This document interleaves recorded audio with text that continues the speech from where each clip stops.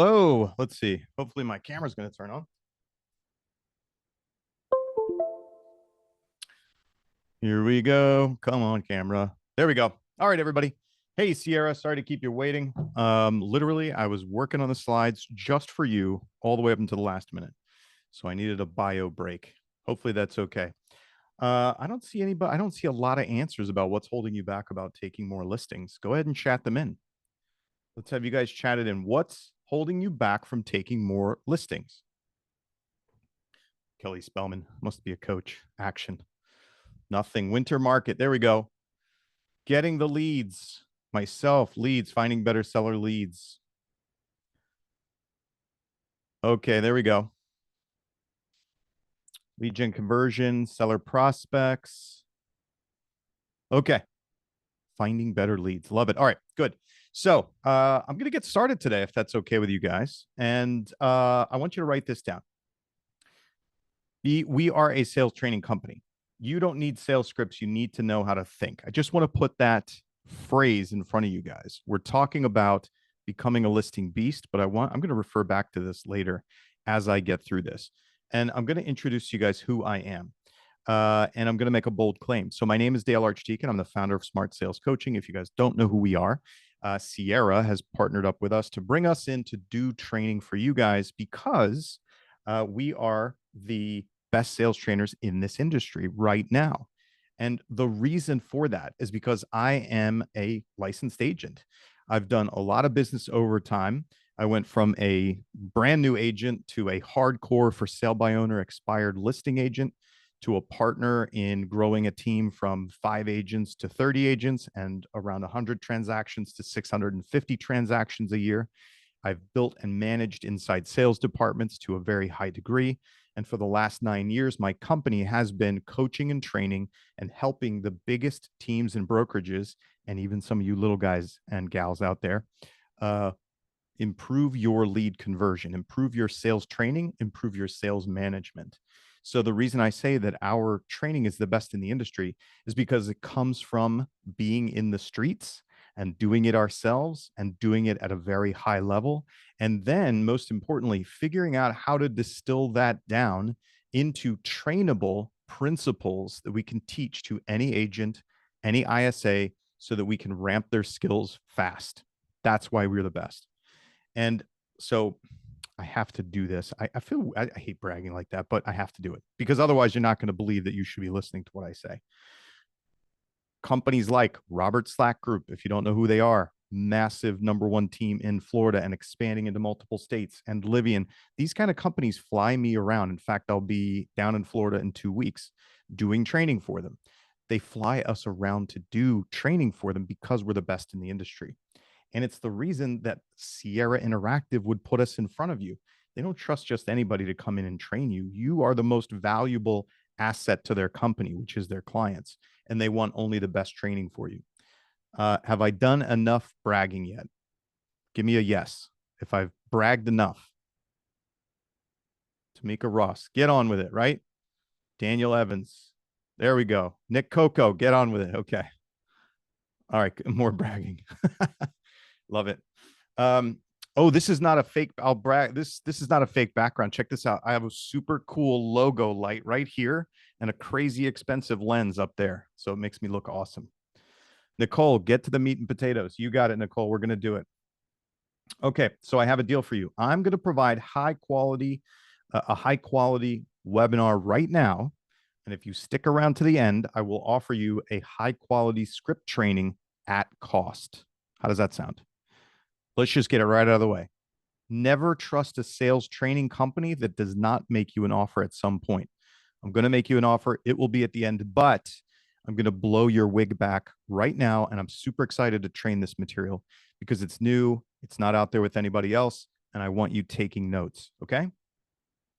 All right, good. So today we're going to talk about where to find sellers, how to get more conversations with them, how to tee up a logical ask for an appointment. And we're going to talk about the difference between logical and illogical because it's really important, and how to close like a ninja.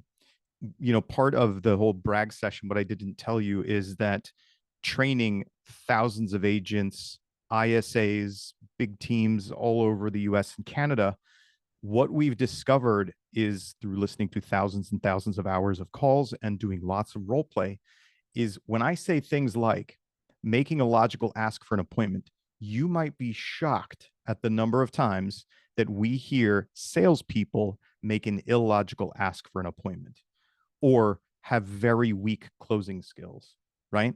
Or just don't have the basic block and tackle core skill to be able to verbally capture a lead, open the lead up, overcome objections, articulate value, and make a good, compelling ask for a meeting or an appointment. Those are the core skills, everybody. And your success lies, probably 75% on the other side of really mastering those skills, those core skills. But we're going to talk about some of the other stuff like finding leads and how to get more conversations too. All right, so let's just start here. I'm going to make it super simple. Where to find sellers. Every single buyer lead falls into one of these three categories.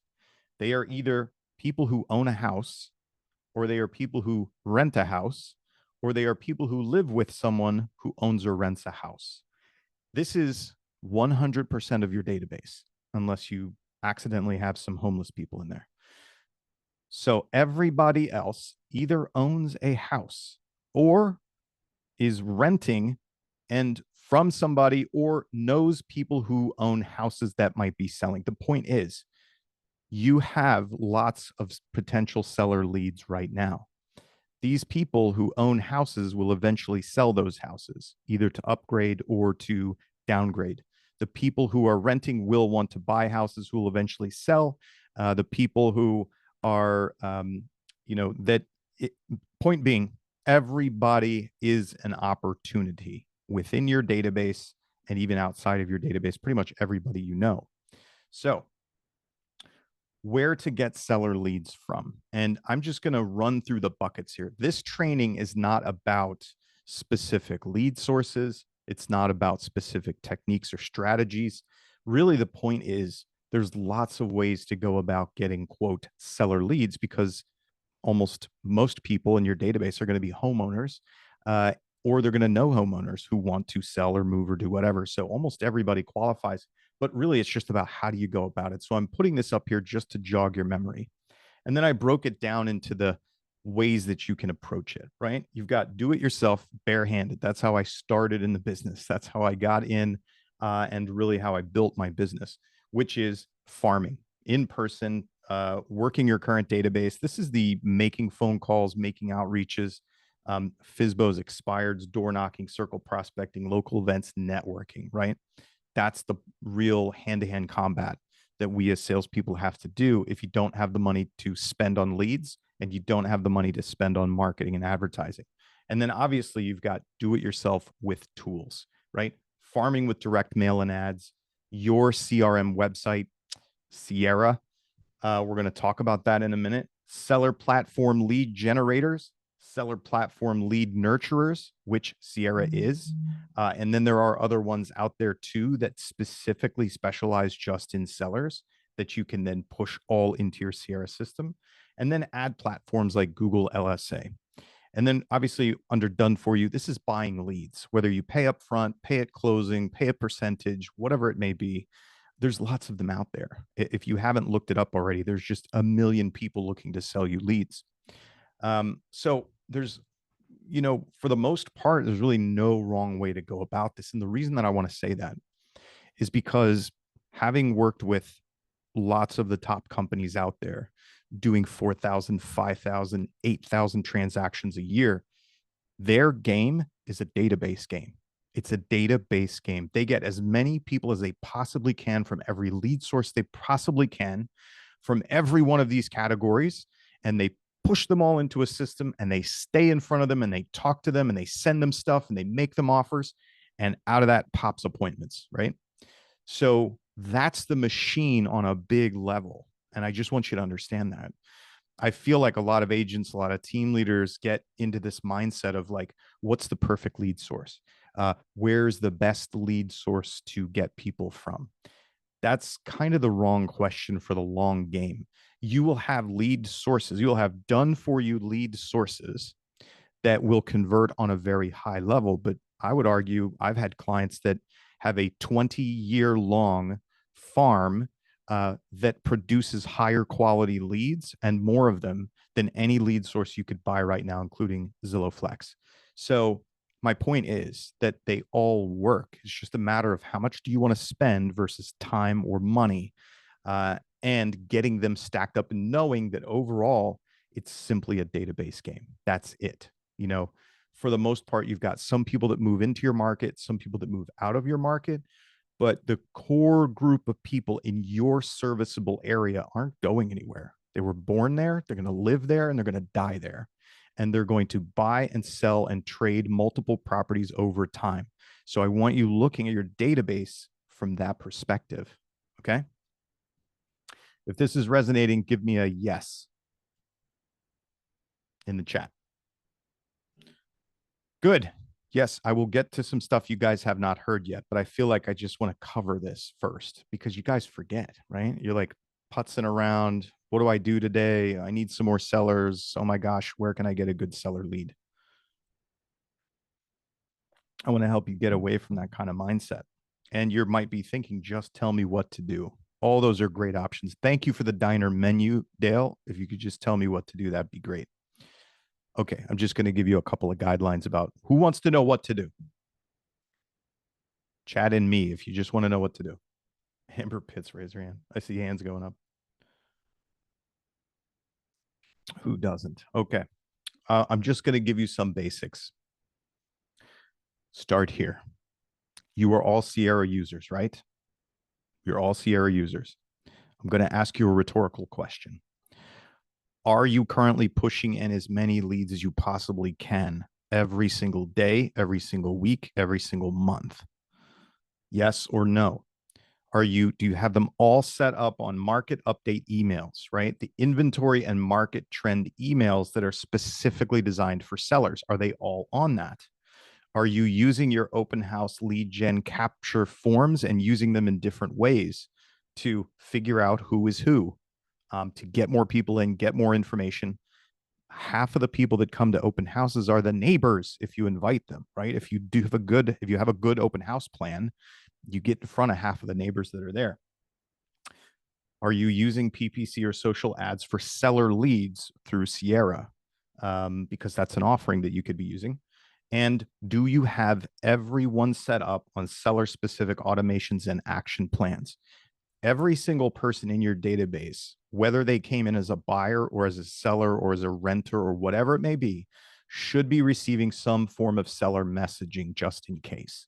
Because a big way to get a big way of finding more sellers is they start as buyer leads. Like 90% of sellers go online, look at houses for sale before they talk to an agent or even sometimes their friends about moving. So most of those buyer leads are sellers, a lot of them. Okay, so if you are not, Jose saying never used Sierra before. Okay, Jose, this is a sponsor. This is a webinar sponsored by Sierra, is what it is, and we are Smart Sales Coaching. So just to make that clear. All right, start with the tools you have. That's my point. If you are one of those agents who has bought a tool or a software because it looked nice and shiny and you literally never opened the box, chat in me because I've done it. Yep, there we go. Me. Exactly. Yep. Okay. All right. Now, which lead source is best? Everybody wants to know this. Best practice. I can't tell you which lead source is best.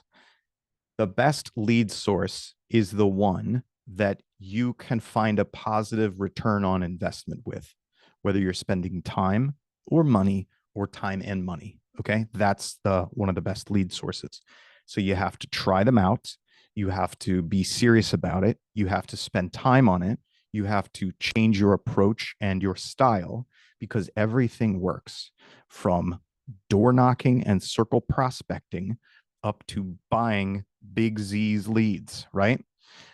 Everything works. It's a matter of how long does it take, how much time do you have to spend, and what do you have to do to cause it to convert. Okay. You need to have at least 2 to 3 key sources that you're running right now, and you want to optimize them as much as you can so that you can get them to the point where you have a positive ROI on them and you have an idea of how many contacts does it take for me to get a seller conversation, ideally face to face or over video. Over the phone is okay, but I don't know if you've noticed there's literally millions of real estate agents out there. Maybe we're down to 1 million now. I don't know. But there is a lot of options out there for people to work with a professional. And if you can get face to face or video to video, you're more likely to secure the piece of business than if you're just talking to them over the phone or, God forbid, text or email. So take your texts, your emails to the phone, and then to video or face to face. Okay. Write this down. Build my database. Everyone enters, no one leaves. Everyone enters, no one leaves. Got it? It's like a haunted house. Yes, Jose, we will be sending the recording to Sierra and then we'll provide it to you guys, or we can send it to you too. We have your email address. Okay. And then you're going to make offers. All right. What do I mean by offers? What I mean by offers is the most obvious offer is, hey, can I list your house for sale? Will you hire me to be an agent? That's a pretty obvious offer. And most of you, that's probably the only offer you're making. You need to be able to have more offers to make. Okay. I think we all know that down from can I list your house would be something like, I can tell you what your house is worth. Let me give you a market report, right? Let me give you your home valuation. Let me give you an idea of what you could do to it to get more money for it. And then I want you to think even deeper than that on the offers, because the extent to which you can make more offers to your database and to the strangers out there in the world. And here's a pro tip. Start with your database first. Start with the people who already know, like, and trust you. Start with the people who have been consuming your content, seeing your name, opening your emails, and then move down the chain to the strangers who don't know who you are, the strangers on the internet. Okay. Make more offers. And let's see, I had some fancy slides in here about offers, but I didn't get a chance to finish them. And so I'm just going to talk to you about this. So when we talk about offers, I'm just going to give you an example. You guys are in our funnel right now, right? You are in my sales funnel. And here's how it works. We partner with top industry vendors like Sierra, and we say, hey, Sierra, let us come do some amazing free training for your audience. And they say, that's fantastic. Please come do free training for our audience. You come and register for the webinar. You show up for this webinar. I do some amazing training for you. And then at the end, I say, hey, because you showed up, I'm going to give you a great deal on some training at cost. And you say, oh my God, that's amazing. Some of you are going to do it. Some of you are going to show up, get some training with my trainer. You're going to love it. And then the trainer says, hey, here's how you could sign up to have ongoing training with us, right? That is a funnel. I'm sure you all understand that. It's webinar, high quality information. It's an offer for even better or, a higher level of engagement afterwards for a little bit of money. And then the prospect can move on to becoming a regular client with us, doing regular training, whatever it is. So in that funnel, you're going to have people who saw the webinar invite and didn't register. We don't know who they are because they didn't come into our funnel. But you're going to have everybody who registered. Some are going to show up, some are not going to show up. And some of those who showed up are going to stick around to hear the offer at the end. Some of them are not going to stick around. Some of those who hear the offer at the end are going to accept it, and some of them are not, right? That's how it works. Everybody down here who didn't show up for the webinar, doesn't stick to the end, didn't accept or didn't sign up to do the training, they're all still in our database, and they're going to continue to receive you. Well, it's not you, you're here. The people who aren't here are going to continue to receive high quality information. They're going to keep seeing us. We're going to keep pouring into them. We're going to keep showing them that we're the best in the industry, so that when the pain or the need arises for sales training, for help in their businesses, we are more likely the ones that they're going to come to first. It is no different than real estate. It's the same exact thing. So, what offers are you making to your database? You have to be getting as many possible consumers in your serviceable area into your database, right? And we all know that only a small percentage of them are going to be ready to transact, buy or sell, or meet with you at any given time. But a big portion of them will show up for your webinar, right? Just rip off my funnel. What webinar could you be doing for buyers or for sellers that you could just show up, pour value into them so that they like you more, they trust you more, they see you as the experienced professional in your industry, so that you will be more likely the one that they're going to work with. That's what I mean by offers. You just need to have more of them. I just met with my professional development group, and I don't know how much of this I can say because we have some professional, like, what's it called? Confidentiality. So I'm going to talk in broad terms. This person owns a very successful real estate team, and he and his team really like working with investment properties. Are pretty good at it. So they're putting together a training course that will educate consumers more on the investment, what's it called? Principles, strategies, things like that, right? Now, on the surface, you might be thinking, I don't want to work with investors. I don't like investors. I don't want to work with them. I might not even know that much about it. But one thing that I want to make sure you aren't missing about this, have you noticed how many fix and flip shows there are on television? How many flip this house, monster home, uh, all these different gurus around we buy houses, right? Everybody likes real estate investing, whether they're going to do it or not. So this is just one area where you could teach something, for instance, about real estate investing that would be attractive to a large portion of consumers, that you can get them in front of you, do some education with them, whether they ever use it or not, whether they ever invest or not. But it's just one more example of how you can create some piece of unique content that you ask your database first to engage with, and then in the future, strangers to engage with, that will either bubble up people who are ready to take action, or it will at least solidify a little bit more your brand equity with those consumers in your database.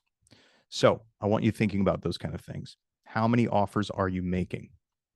And if your offers are limited to, let me know when you can list your house, or let me know when I can list your house, or come talk to you, you're going to get very few conversations around that. Okay. So I want to ask you this. This might be rhetorical. And for some reason, I feel like when I'm coaching people, this is not obvious to them. If you want more appointments with sellers, if you want more listings, you have to ask more people if you can meet with them, if they're thinking about selling, if they know somebody who's going to sell. So, as simple as it may seem, how many asks are you making per day for listing appointments? Chat it in for me. How many asks are you making per day for listing appointments? Rick Davis, 5. Love it. How many asks? Daniel Evans, thank you for being honest. He said none. William Page, 0. Okay. Guess what? If you don't ask, you don't get. Do you want more listing appointments? Do you want more potential sellers? You better have a process for making asks. Whether that's just asking if they want to sell, whether it's asking if you can talk to them about it, whether it's asking if they know somebody, or even if you create a little more interesting seller offer. Hey, would you like to know your home's value? Would you like to know what you could do to get it ready to, draw top dollar in the market? Hey, would you like to know my strategy for a 15-year real estate investment plan? I just made that up. I don't know, right? Maybe somebody would be interested in it. Okay, you have to make more asks so that you can actually get those appointments.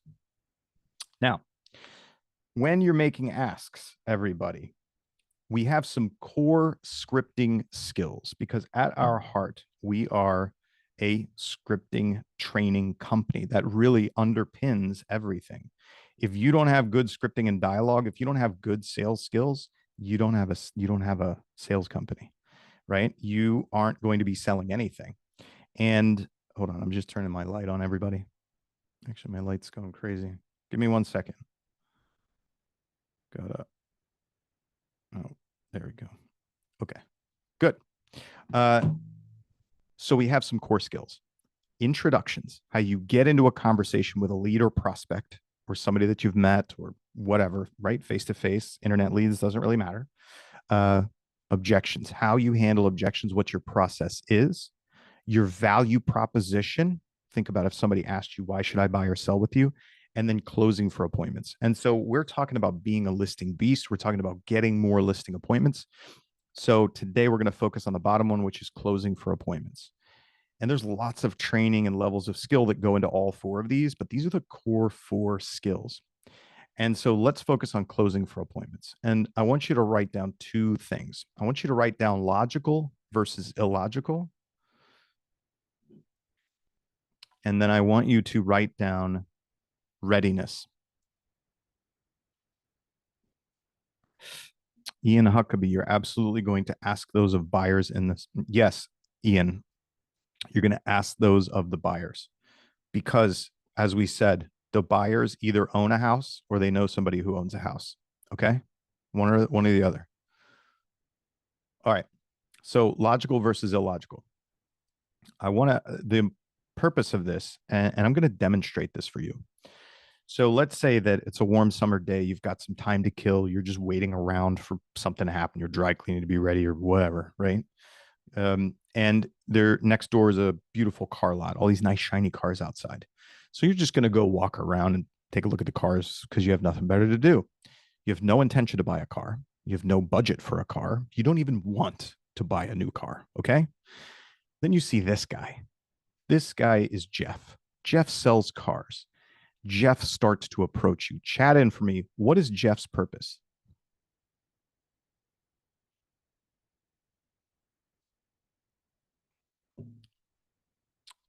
Sell you a car, right?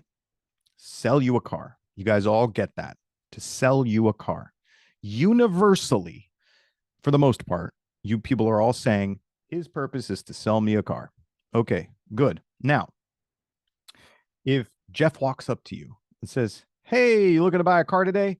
And you say, what are you going to say to Jeff? Chat it in.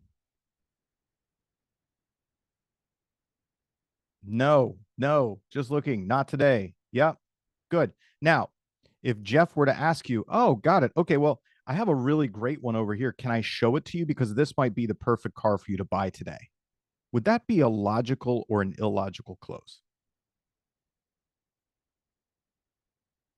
Illogical. Thank you. That is an illogical close.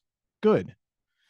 All right. Now, if I walked onto the lot and I said, oh, hey, yeah, I'm not sure if I'm going to be buying today, but I'm very curious about this brand of cars. How much do they cost? Right. And Jeff said, oh, okay, great. Well, ranges about this to this. And I think I have one over here that is everybody's in love with. And it looks like it's at a fantastic price right now. And I don't think it's going to last past 4 o'clock today. Do you want to see it? Is that a logical or illogical close? Logical close. Thank you. Good. Okay, great. Let me ask you a question. Would you be shocked if I told you that I hear all sorts of closes for buyer and seller appointments that are completely illogical? Probably not. Okay. So I want you to, well, I think there was a phrase that's missing, or maybe I put the order out of line. Write this down. My close must be the logical conclusion to the conversation I just had. My close must be the logical conclusion to the conversation I just had. The only exception to that, right? And I'm a old school hardcore FISBO and expired prospector. You can probably imagine how many times a for sale by owner or expired said to me, no, I'm not interested. I don't want to meet with you about listing my house. Right now, I still had to make the close, still had to make the close. But even in that, I worked on turning it into a logical close. And to do that, we've got a couple of principles. You have to have at least one of these things so that you can get it, right? To turn it into logical. They have to have questions about their value of their property. This is specifically for sellers. So write these down. They have to have questions about the condition of the home or what to do. They have to have questions about the selling process. They are ready to start the process. So if you can get one of these four into the conversation, let's say we're having a conversation that would not lead to me making a logical ask for a close. I'm going to stay in the conversation and I'm going to hold back my close until I can turn the conversation to where it's revealed one of these items, right? Even if that's just as blunt as saying, hey, are you curious what your house is worth, right? Or do you happen to have any questions about how you can set your property up and what changes you can make to ensure you get the most money in the market when you do sell it, right? That is a totally leading question, trying to establish one of these to turn my ask into a logical one. Does that make sense? Everybody chat in yes if it does.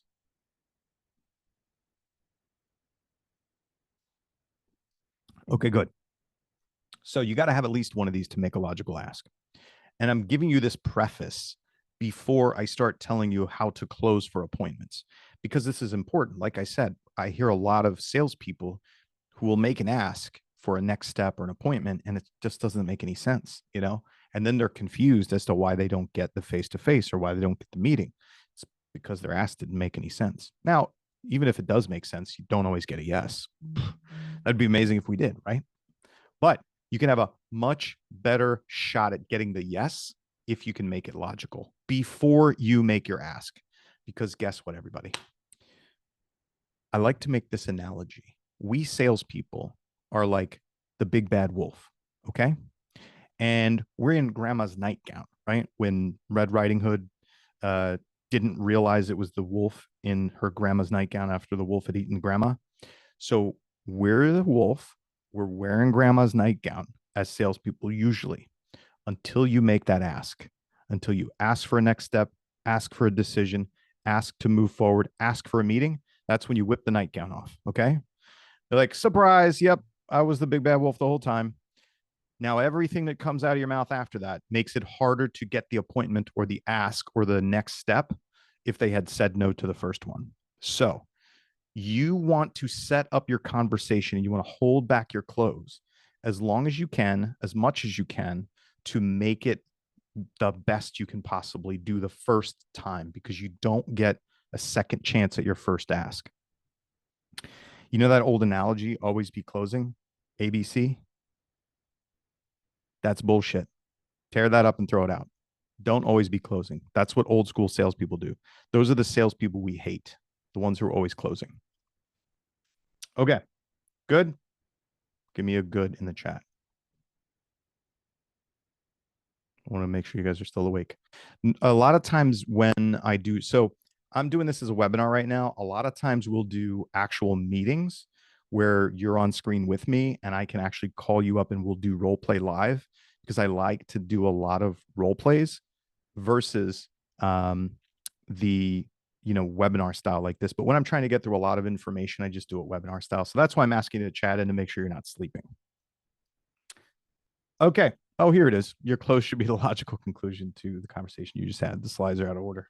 All right, let's talk about readiness. This is a big one. This is the other thing that really gets in the way of you being able to get more face to face with potential sellers or homeowners.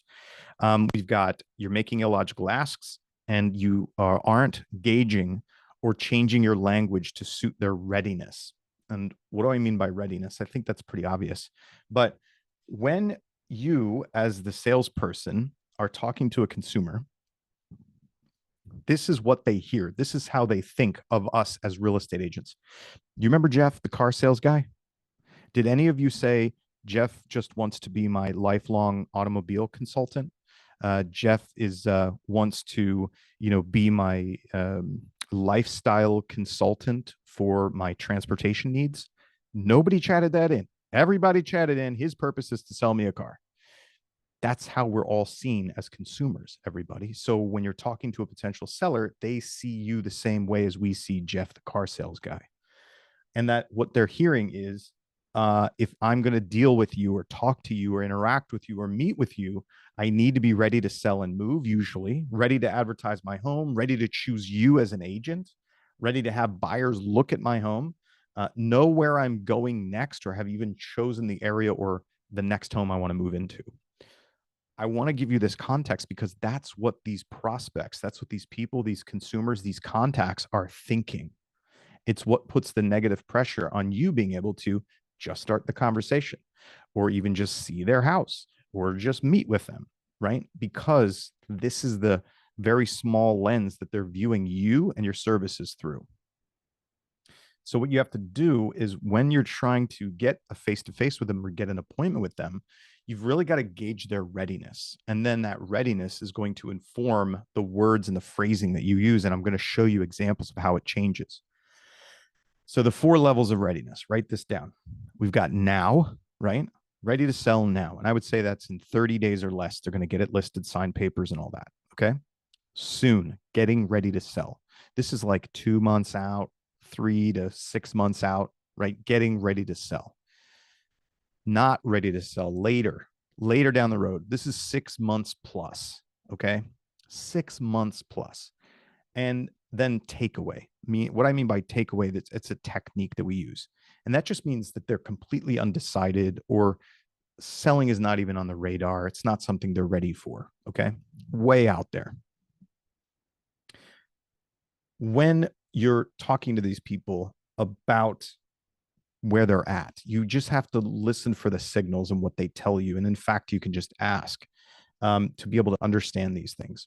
So what we're going to do is we're going to change our dialogue to fit where they're at. And it also makes it more logical. So I want you to see how these words progress. Obviously, we have now words like meeting, selling, game plan, strategy, active buyers, competing offers. That's immediate. That's today. That's now. Okay. Soon.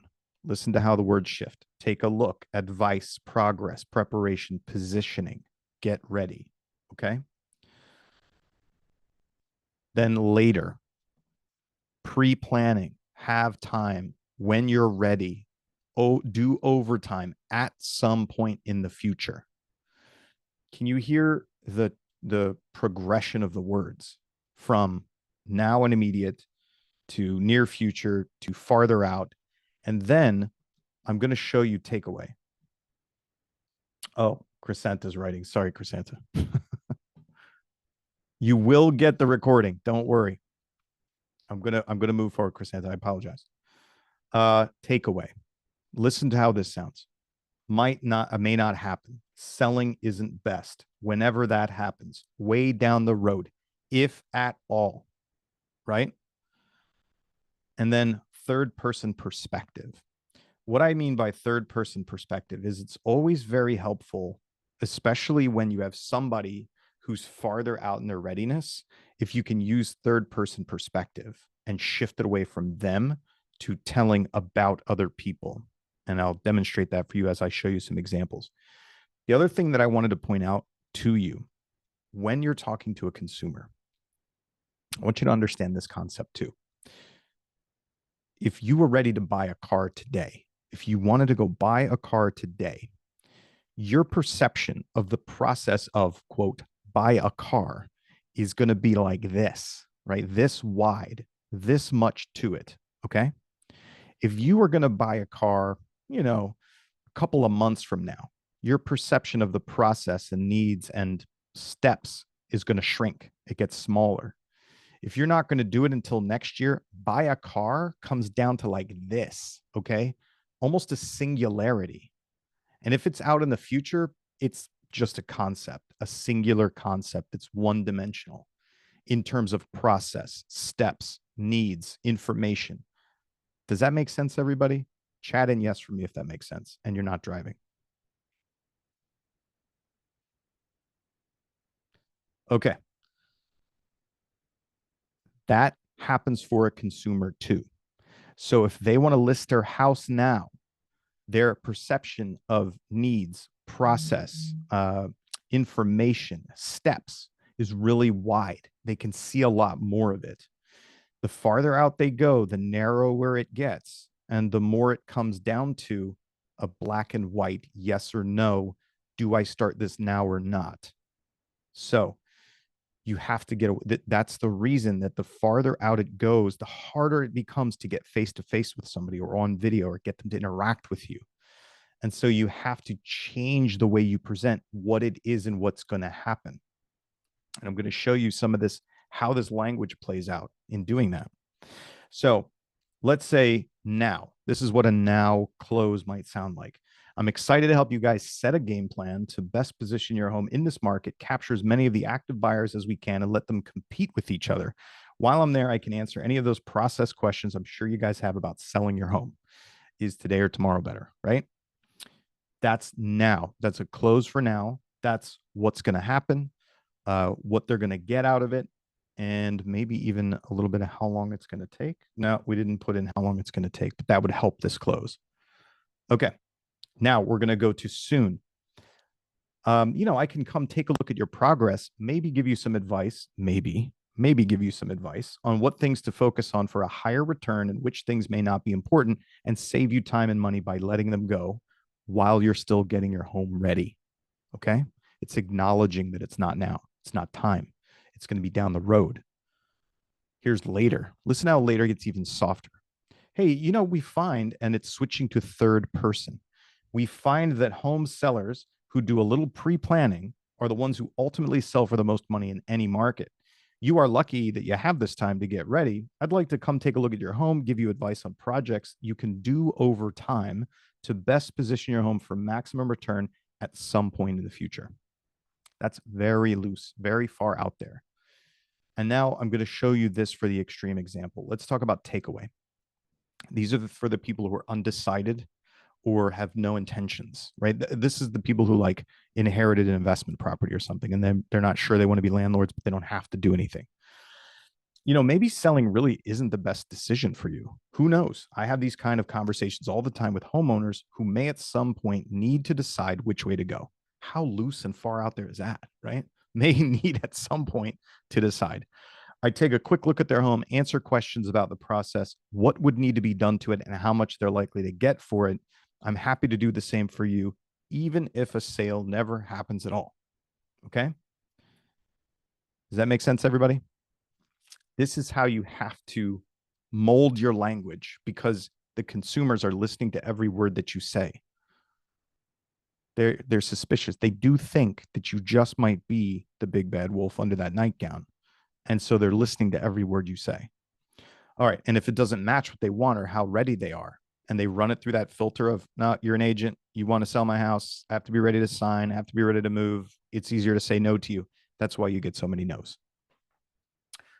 Okay, good. I want to tell you a quick story about why. I don't have time for the story. Let's just get to it. So ready for a deal on high quality sales training? Because we're at the end of this webinar. If you are ready to see a quick deal on high quality sales training, chat in yes. If you don't, this is the end of the content and you can roll on. Okay. For any of you, before you go, did you get something out of this? Chat in for me what you got out of this. And for the rest of you who are sticking around, I'm going to show you this. I'm going to give you a caution. I want to give you a quick caution about, and this is not a sales guy thing. Listen, I know I'm a sales scripting specialist and all that. Here's the problem. Our training is so good that we have run into an issue. I think that how many of you filled out the survey to do a training right after you registered?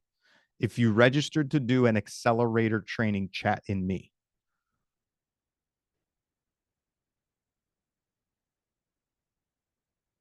Because I know several of you did. Okay. After the registration page, there was like a confirmation page and it said, hey, would you like to do an accelerator training with us? Okay. Here's the issue around the accelerator training. I only have 5 agents. I'm sorry, 5 trainers. I only have 5 trainers. And here's the reason why is because we don't just train the same old garbage that every other Me Too training company out there does. You can't just be a trainer for my company because you sold a house or two. You actually have to go through a rigorous training course to be able to train our material. You have to be able to understand our material and teach it back to me and teach it to our trainers in order to earn a seat as a trainer. And you have to be successful in selling real estate. So that means that I only have 5 trainers right now. Most of my trainers are very full. So here's what we're doing. We're going to take it on a first come, first serve basis, and we have to charge for their time, but I'm doing it at cost, everybody. Okay. So I'm going to tell you about the accelerator training. We're going to do it at cost. And those of you that filled out the form to get it for free, we're basically, you ever go to one of those amusement parks where you pay for the fast pass and you go to the front of the line? We're going to have to kind of do that. So we're going to take some people who want to go to the front of the line. They're going to get booked. They'll get the training, and then we'll work through the free people. Does that sound fair, everybody? Give me a yes if that sounds fair. Okay. Because there are a lot of people that want to do the training. All right. So now I'm going to show it to you. It's basically called the Appointment Accelerator Training. And essentially what it is that the trainer will get on with you, just you, for 50 minutes or as long as it takes, right? Up to 50 minutes. And they're going to be working with you to figure out and role play essentially, how are your introductions? Are your introductions preventing you from getting people to talk to you and stay in the conversation? How is your objection handling process? Do you have a really good, rock solid objection handling process that will help you get around any objections that you're running into, especially with these sellers or getting in front of them? And they're going to teach you the best practices for how to do it. They're going to work on value proposition with you. And if you can't confidently answer the question, why should I list my house with you? The trainer's going to teach you a very simple format to do it. And then closing for appointments. So we talked some about closing here, but the reason I usually do these as meetings is because we have to practice it. I gave you guys enough information to possibly be dangerous, but I don't know that you can really go out there and use it. And that's not usually what happens.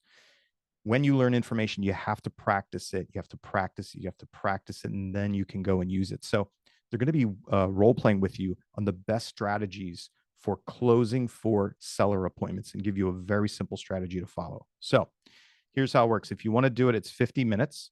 It's $97 one time. If you sign up, you can cancel within up to 2 hours of the appointment once we have it booked with you. Okay.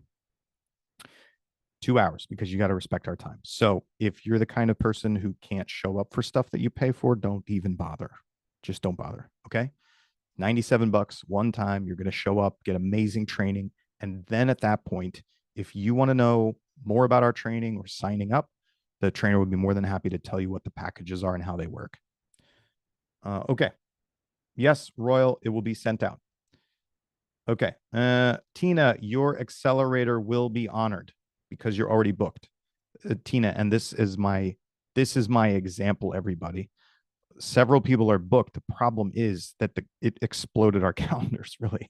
It was a little more popular than I realized it was going to be. So here, you can get started. Just scan this code. And what you're going to see when you scan the code is it's going to take you to this sign up page. Hopefully you can still see. Oh, it's going to take you to this sign up page. There we go. Here we go. It's going to take you to this sign up page. Okay. And here you're just going to fill in your info. You can see that it's the Appointment Accelerator sign up. You're going to enter your info, submit the payment. Once you submit the payment, you're going to get this confirmation page. And essentially it says that we will be in touch with you within the next 24 hours for the next step. There's a survey that you're going to fill out. So you pay to hold your spot. You fill out the survey. We'll review the survey. And then from there, we'll reach out to you and give you days and times options for when you can get booked to do a Zoom. And so the training is over Zoom, and you can have the recording if you want to keep it. That's pretty much it. All right. So good. Hopefully all that made sense, everybody. Does anybody have any questions about how any of that stuff works? Okay, good. I'm going to just leave this up. Do me a favor, everybody.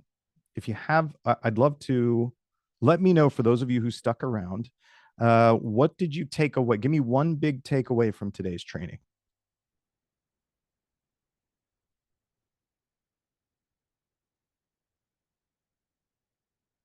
Chat it in for me. One big takeaway. That's interesting, Chrysanta. Show your weaknesses. I'm curious about that.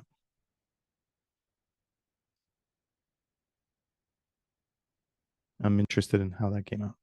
Subtle changes in dialogue were, yep, required for different points. Yeah, absolutely. Always ask for the close. Yes, Kelly, definitely. Yeah. Oh, I've shown you your weaknesses. Okay, got it. Hey, we all have them, Chrysanta. This is a journey, not a destination. Everyone enters, no one leaves. I love it. Yep. Always show value. Good. Wonderful. All right, everybody. Hopefully we'll see you in the accelerator training. Thank you so much for showing up today. Appreciate you guys. And we will be back again for another training at some point. We will let you know what that is. All right. Thanks.